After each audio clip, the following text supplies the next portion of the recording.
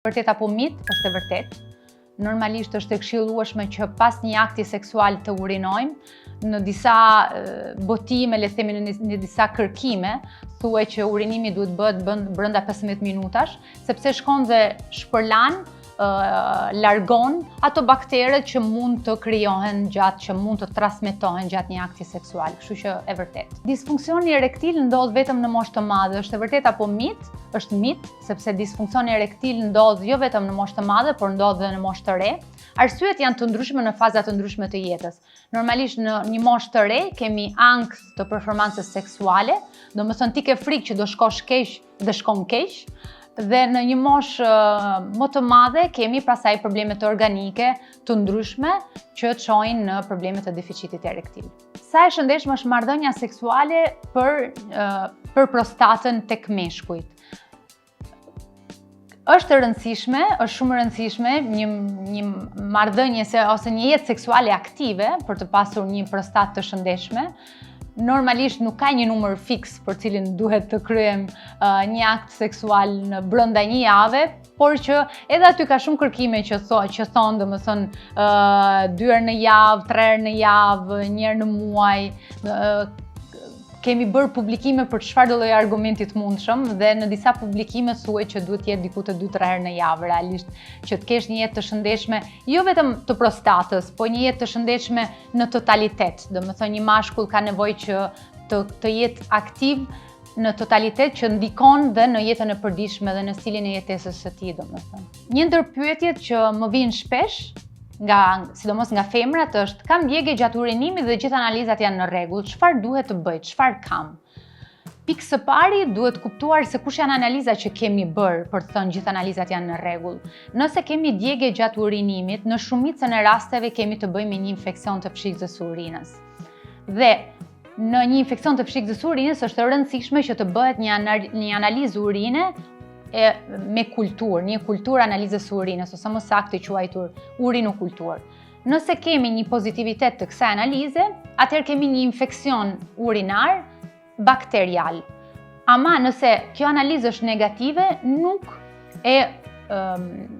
e eviton faktin që ne mund të kemi gjithsesi një infeksion të pshikës së urinës abakteriale, domethënë jo bakteriale. Dhe në të dyja rastet janë të rëndësishme trajtimet. Normalisht në momentin që ne kemi një infeksion bakterial, marrim një terapi antibiotike. Nëse kemi një infeksion jo bakterial, shkojmë dhe marrim një terapi antiinflamatore. Pyetje tjetër që më vjen: sa herë në ditë duhet të urinoj? Është e vështirë të themi një numër se sa herë në ditë duhet të urinosh. Është më shumë e rëndësishme të kthehemi mbrapsht dhe të themi se sa shumë duhet të pim.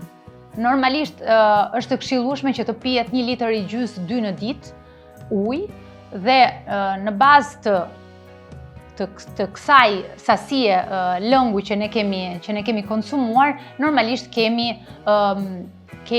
frekuencë të ndryshme në mënyrën e urinimit. Përgjithsisht një pshikës urinare tek femrat mban diku te 300 mililitër, kështu që përgjithsisht ndjesia për të urinuar është kur ne kemi 300 mililitër. Tek meshkujt është pak më e madhe, është gati te 450-500. Kështu që varet nga kapaciteti i pshikës së urinës, varet nga konsumimi i lëngjeve që ne kemi bërë gjatë ditës për të thënë se sa shumë kemi urinuar ose nëse është normal urinimi jonë. Për të kuptuar nëse kemi një funksion të mirë të veshkave që transmetohet në urinim, bëhet një analizë e gjakut dhe është ajo që na e thot se si funksionojnë veshkat tona. Pyetje tjetër është: partneri im ka një rënje të dëshirës seksuale dhe të ereksionit. Ka lidhje me shëndetin apo është problem psikologjik? Për të kuptuar se kush mund të jetë problemi, normalisht duhet t'i drejtohet një mjeku urolog, duhet të bëjë një sër analizash për të përjashtuar të gjitha problemet organike. Ne kemi thënë që në shumicën e rasteve tek meshkujt problemet janë psikologjike, por nuk mund të etiketojmë një mashkull me deficit erektil për probleme psikologjike nëse ne nuk e kemi bërë gjithë analizat që përjashtojnë çfarëdo lloj problemi hormonal ose organik të tij. Shpeshherë vërej që njerëzit hezitojnë t'i drejtojnë një mjeku dhe hezitojnë sidomos t'i drejtojnë një mjeku urolog. Pse është e rëndësishme t'i drejtohesh një mjeku?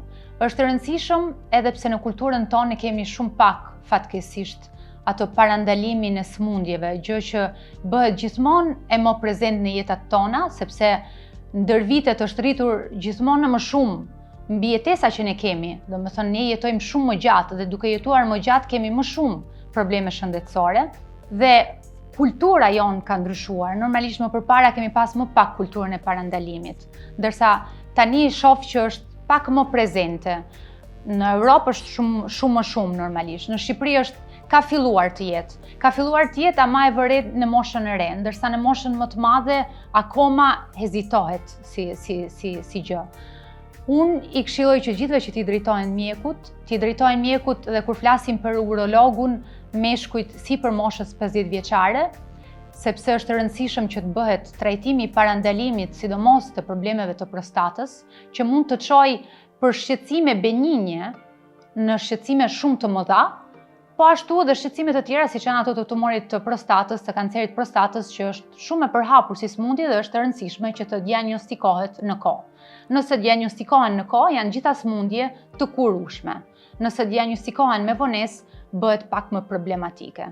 Kështu që sidomos mbi këtë pjesë është shumë e rëndësishme t'i drejtohesh urologut. Gjë që vë re në gjithë këtë periudhën që kam filluar të vizitoj dhe në Shqipëri dhe të punoj në Shqipëri dhe jam shumë e kënaqur për këtë gjë, është që fatkeqësisht kam shumë pak pacient në një moshë të madhe që vinë dhe më drejtohen mua për të bërë një vizitë. Kur flas për pacient në moshë të madhe, flas për moshën 50-60 vjeçare. Ndërsa shumica e pacientëve që vinë në vizitë janë mosha 20, 30, maksimumi 40 vjeç. Dhe argumenti kryesor për cilin shkojmë dhe trajtojmë është deficiti erektil, që është një argument edhe pse duket shumë i rrallë, i largët nga çdo person me cilin ti ke përballë, realisht është shumë prezent, është shumë i përhapur dhe arsyet kryesore për cilin e vëre, sidomos në Shqipëri, fatkeqësisht këtë gjën, janë gjithë mënyra e të jetuarit që kanë. Domethënë, një mashkull tipik 25 vjeçar që më drejtohet për probleme të deficitit erektil, që konsumon hashash, që pi alkool, që bën një jetë sedentare, që ka një keq ushqyerje, që shpeshherë dhe konsumon drogra që janë pak më të rënda se sa që mund të jetë hashashi. Dhe janë të gjithë faktorë që shkojnë dhe ndikojnë në sferën seksuale. Dhe janë faktorë që sado mund t'i ndihmoj me një terapi që normalisht funksionon, nuk trajton në mënyrë definitive problemin që këta persona kanë, sepse problemi kryesor është mënyrat e të jetuarit. Dhe nëse ne modifikojmë në këtë rast mënyrën e jetesës, në mënyrë të drejtë për drejtë kemi dhe një përmirësim të sferës seksuale.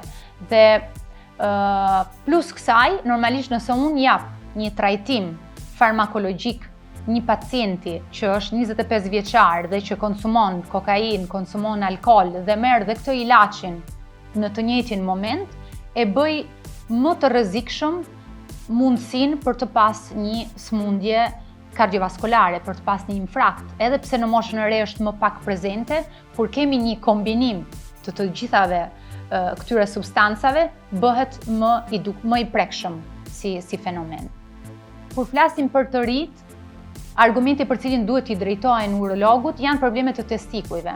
Problemet të testikujve që mund t'jetë varikoceli, që çon në problem të fertilitetit, kështu që është e rëndësishme të paktën një herë të bësh një vizitë urologjike, po ashtu dhe vetë palpimi dhe vizita urologjike kur flasim për kancer të testikujve, që edhe ajo, edhe pse është më pak frekuente se sa problemet e prostatës, janë prezente, janë sëmundje që duhen prekur në kohë dhe është e rëndësishme që të bësh një vizitë për të kuptuar nëse je drejt atij problemi apo jo.